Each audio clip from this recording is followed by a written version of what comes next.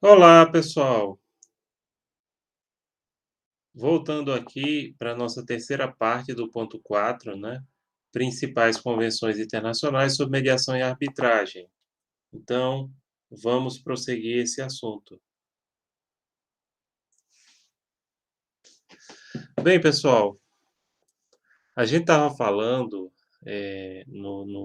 no vídeo passado sobre a Convenção Interamericana sobre Arbitragem Comercial Internacional, a Convenção do Panamá de 1985. A gente combinou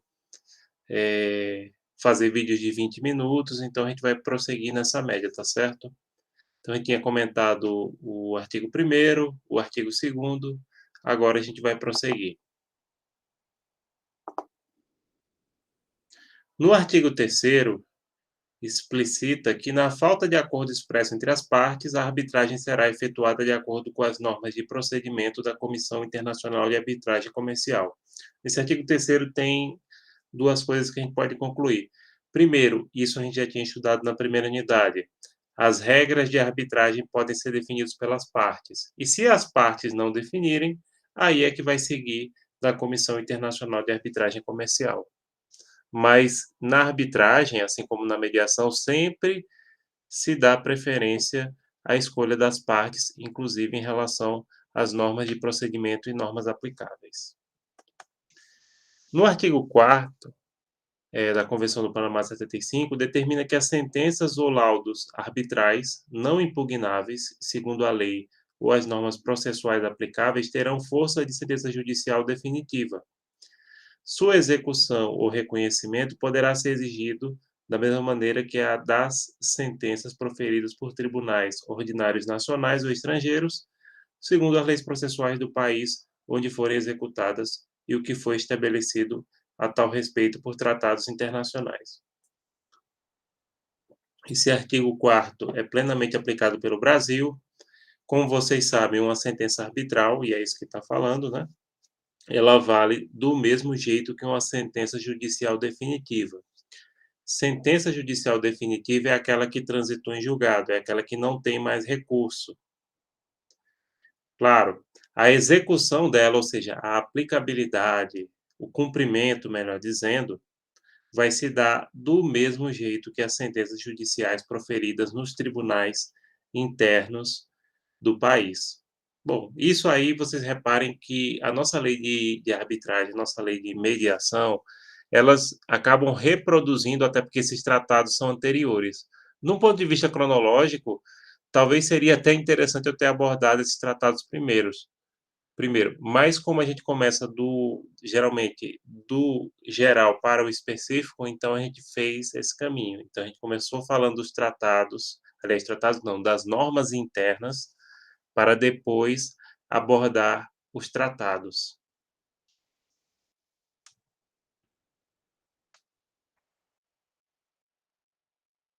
Bem, pessoal, no artigo 5º, parágrafo 1º, estabelece que somente poderão ser denegados o reconhecimento e a execução da sentença por solicitação da parte contra a qual foi invocada, se esta provar perante a autoridade competente do Estado em que foram pedidos o reconhecimento e a execução. Esse artigo 5º, parágrafo 1º, eles estabelecem as hipóteses em que tanto o reconhecimento quanto a execução, o cumprimento da sentença arbitral podem ser negados, indeferidos. E aí percebo que existe uma preocupação em delimitar as hipóteses, as circunstâncias em que o reconhecimento e a execução da sentença arbitral pode ser realizado. Então, quais são essas hipóteses? São bem parecidas, inclusive, com a Convenção de Nova York.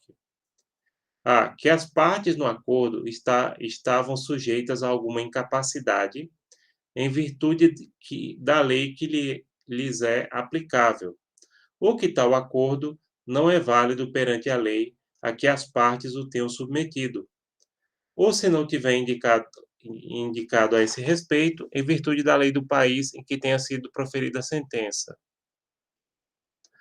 Ou, B, que a parte, a linha, né?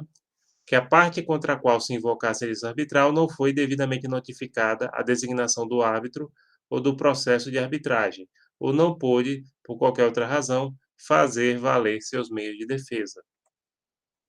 A linha C, que a sentença se refere à divergência não prevista no acordo das partes, submissão ao processo arbitral. Não obstante, se as disposições da sentença que se refere às questões submetidas à arbitragem puderem ser isoladas das que não forem submetidas à arbitragem, poder-se-á dar reconhecimento e execução às primeiras. Vamos comentar esse slide e depois a gente vê as outras hipóteses.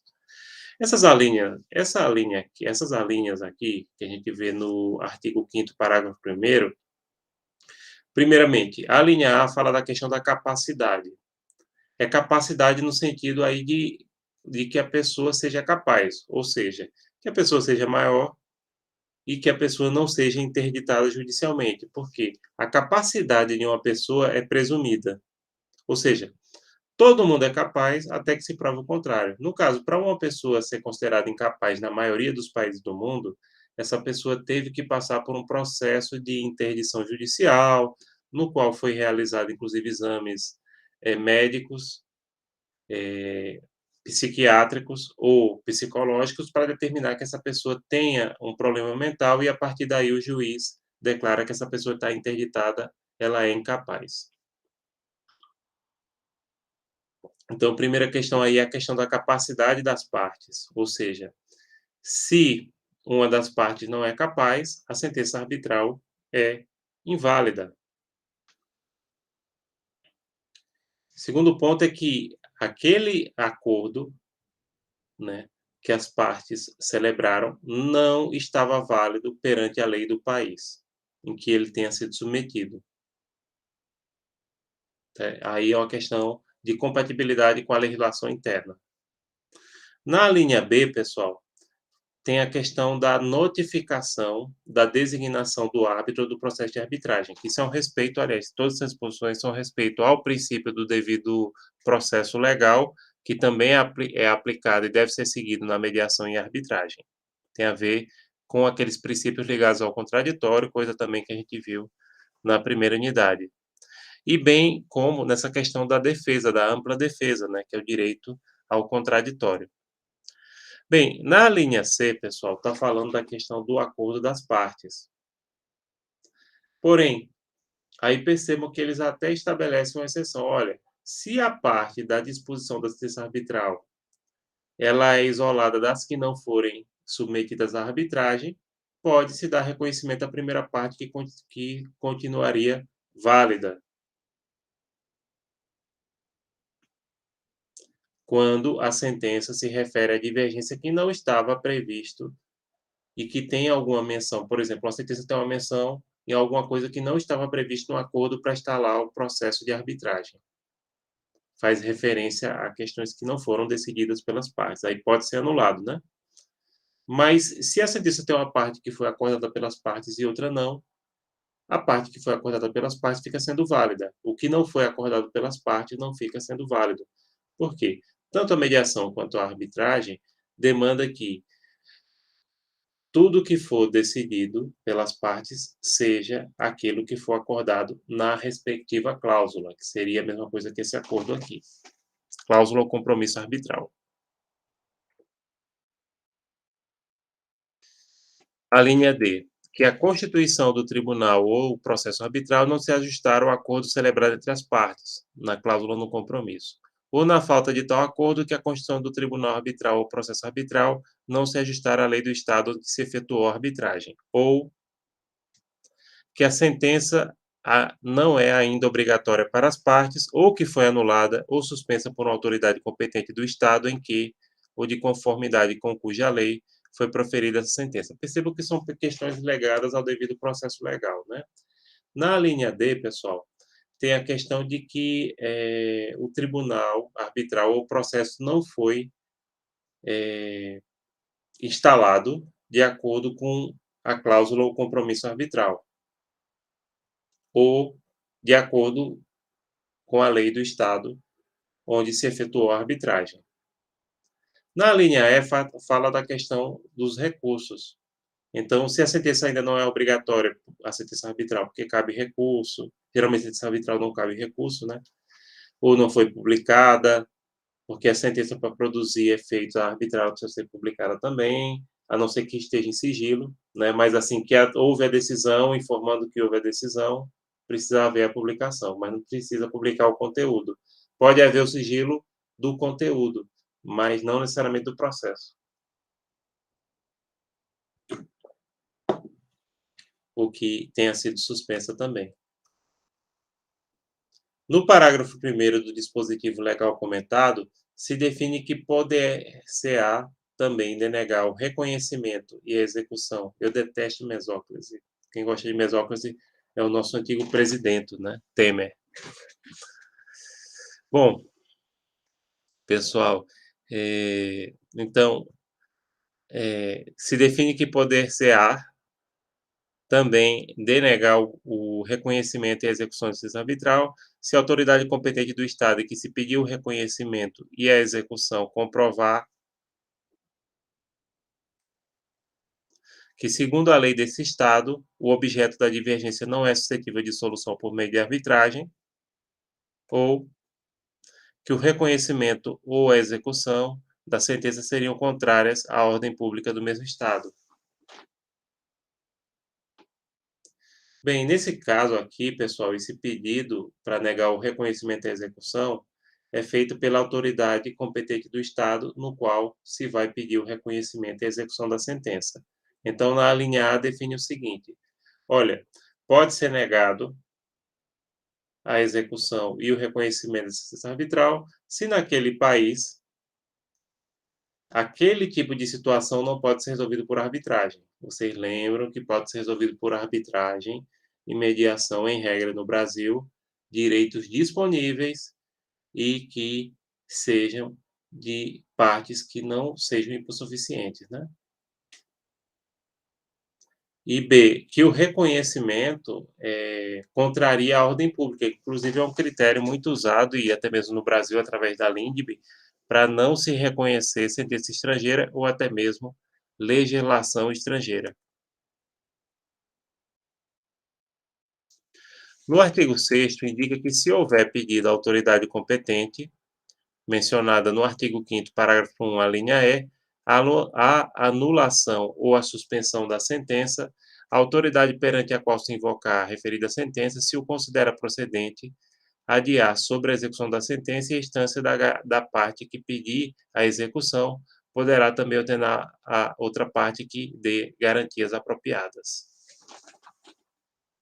Nesse caso aqui, pessoal, é o seguinte: se for possível, que abra uma possibilidade para adiar a decisão e bem como de haver uma execução provisória da decisão, desde que a outra parte dê uma garantia apropriada, que pode ser até um depósito em valor em dinheiro, caso a autoridade do Estado decida assim.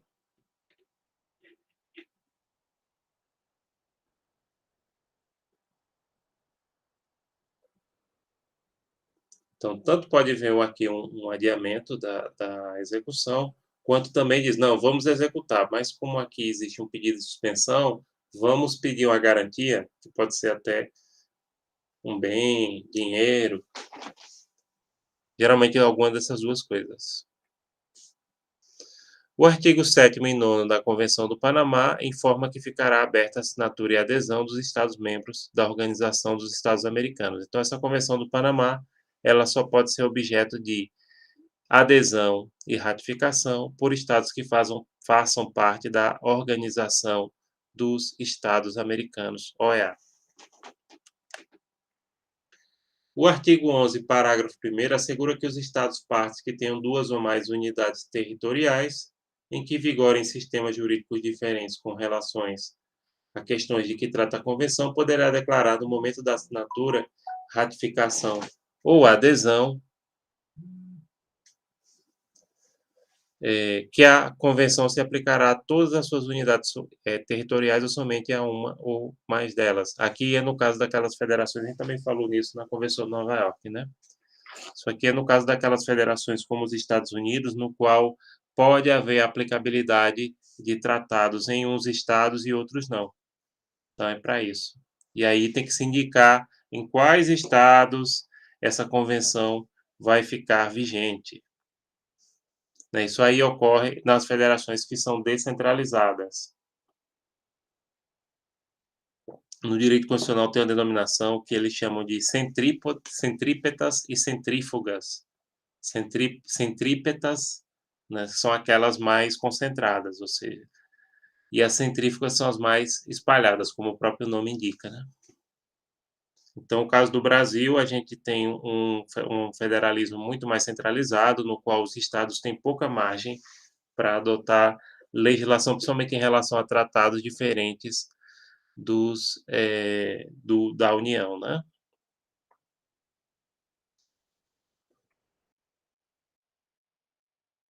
Por fim, o artigo 12 da Convenção do Panamá determina que esta vigorará por prazo indefinido, mas qualquer dos Estados partes poderá denunciá-la. O instrumento de denúncia será depositado na Secretaria da Organização dos Estados Americanos, transcorrido um ano contado a partir do depósito do instrumento de denúncia, cessarão os efeitos da convenção para o Estado denunciante, continuando ela subsistente para os demais Estados partes. Pessoal, nesse caso aqui, a denúncia, e a gente lembra aí direito internacional público, é bom que a gente vai dar uma revisada. Denúncia é quando o Estado declara que está se retirando, rompendo com aquele tratado, tá? A denúncia não precisa apontar, não precisa nem ser justificada na maioria dos países do mundo, né? É simplesmente o Estado querer sair do tratado, não quer mais fazer parte daquele tratado. Então, aí, somente após um ano de enviar essa denúncia para a Secretaria da OEA, é que se o Estado efetivamente sai do tratado dessa Convenção do Panamá de 1975. Então, denúncia não é para apontar irregularidade, nada disso.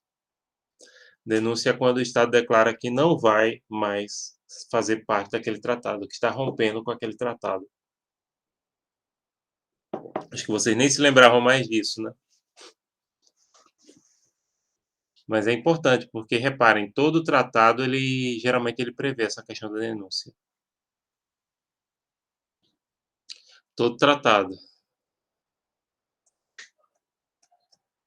Bem, pessoal, agora a gente vai passar, terminou a Convenção do Panamá, a gente vai passar a analisar a Convenção das Nações Unidas sobre acordos comerciais internacionais resultantes da mediação, que é a Convenção de Singapura de 2018, né? Essa convenção foi assinada pelo Brasil há pouco tempo, ainda não foi aprovada pelo nosso Congresso Nacional, mas deve ser aprovada, e depois o Poder Executivo vai ratificar, porque lembrando, no caso do Brasil, o tratado ele não é ratificado pelo parlamento, ali é aprovação interna. Quem ratifica é o Poder Executivo através da Presidência da República, no qual manda o instrumento de ratificação, que geralmente é uma carta, um ofício diplomático, para o depositário. No caso da Convenção do Panamá, que a gente estava falando, 75, o depositário é a Secretaria-Geral da OEA, em Washington. No caso da Convenção de Nova York de 58, que a gente falou nos dois primeiros vídeos, o depositário é a ONU. E nessa Convenção de Singapura de 2018, o depositário também é a ONU, o secretário-geral da ONU. Então, quando o Brasil ratificar, tem que mandar o instrumento de ratificação, depositá-lo na Secretaria-Geral da ONU em Nova York. Bem, pessoal, o seu preâmbulo já informa que cada vez mais se utiliza a mediação na prática comercial internacional e doméstica como alternativa aos processos judiciais, considerando que o uso da mediação traz benefícios significativos, tais como a redução de casos em que uma controvérsia leva à ruptura de relações comerciais, a facilitação da administração de transações internacionais pelas partes em uma relação comercial e a economia da administração da justiça pelos estados. Então, o próprio preâmbulo já destaca a importância da mediação, lembrando que aqui é para mediação, não é para arbitragem, né? Que a mediação vem cada vez mais sendo usado no comércio, que a mediação ela traz uma redução nas controvérsias, que leva à ruptura, que ela facilita as transações internacionais e que ela possibilita uma melhor resolução de questões comerciais e bem como uma própria questão de economia em relação ao poder judiciário. Então, a mediação tem várias vantagens. Inclusive, talvez a principal vantagem da mediação em relação à arbitragem é que as partes escolhem a decisão, enquanto que na arbitragem o árbitro decide, né? Mas prosseguindo aqui, pronto, vamos encerrar esse primeiro vídeo agora. As referências são aquelas que vocês já conhecem, inclusive no estudo dirigido tem um acesso para esses tratados. Leiam os tratados, dêem uma olhadinha. Muita gente se forma em RI sem conhecer trabalhar com tratados, e é extremamente importante para vocês. Tá? Então, dê uma olhadinha nesses tratados no estudo dirigido. No estudo dirigido, pessoal, a gente não vai trazer livros da biblioteca digital, a gente vai trazer só esses tratados, viu? Para esses pontos. Então, a gente está estudando em cima do próprio tratado.